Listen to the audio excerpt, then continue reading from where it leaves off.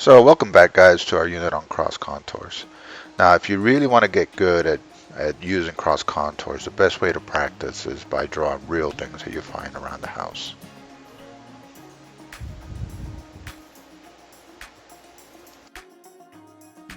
Now the reason that I want you to use real object is because cross contours really don't exist. They're three-dimensional guidelines.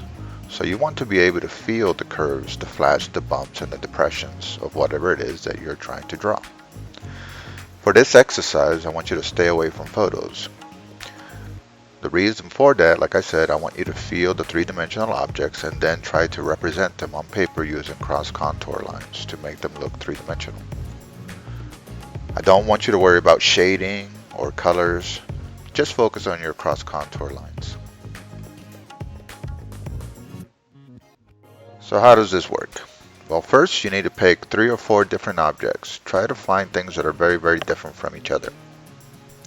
These can include fruits, toys, cups, dishes, stuffed animals, etc.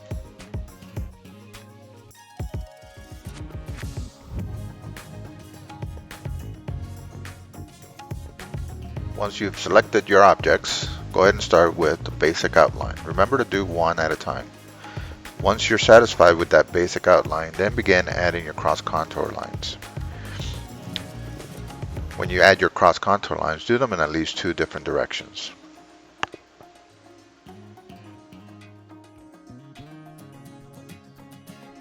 When you're working, don't be afraid to pick up the objects to feel where the flats, the curves, the bumps, and the depressions are.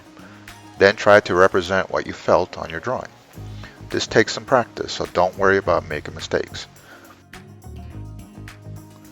And remember, you can use your notes from the previous lessons to help you figure things out.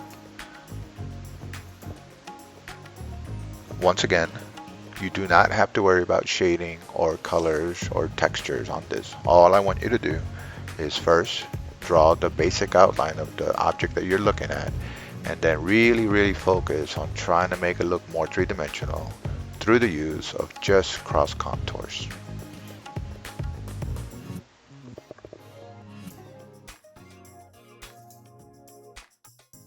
Remember that each object that you select is going to have its own individual feel to it. So the cross contour lines are going to be totally different from one object to the other.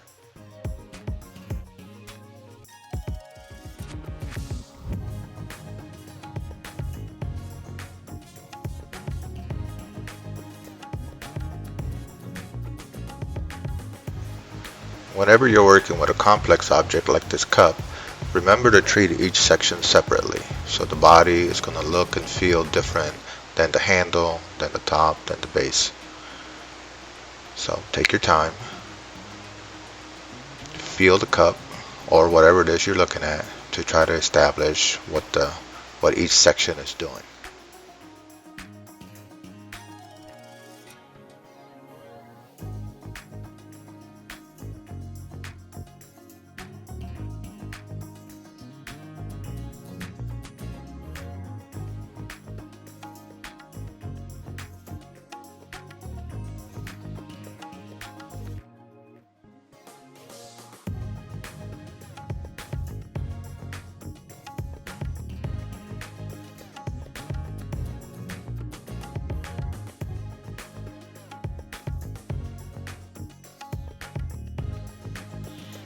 Now cross contours can be used on any type of objects. Just remember, the more complicated the object is, the trickier it is to establish the guidelines. If you remember to break each section down separately though, then it becomes much easier. So this last drawing that I'm doing it's got a lot of little different things to it. So, but I'll treat each section separately. So the body's going to be separate. The foot's going to look a little different. The neck, the top portion of it, all will have their own individual directions on the cross contour lines.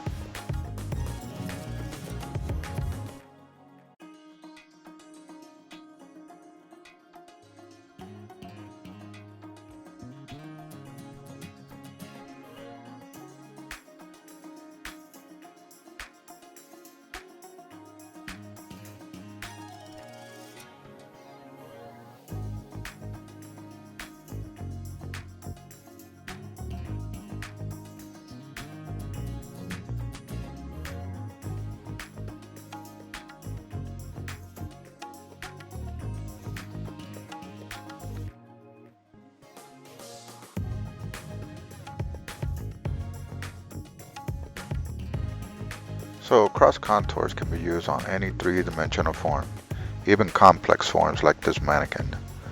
The big thing to remember is that on something like this you have to treat each section separately. So like the top would be treated like an oval, the neck would be treated like a sphere, the arms and the legs would be treated like cylinders, and the chest and the pelvis would be treated like boxes. Understanding how cross contours work will really help your objects look more three-dimensional, and they will guide you as you begin adding textures and patterns and light changes or value changes.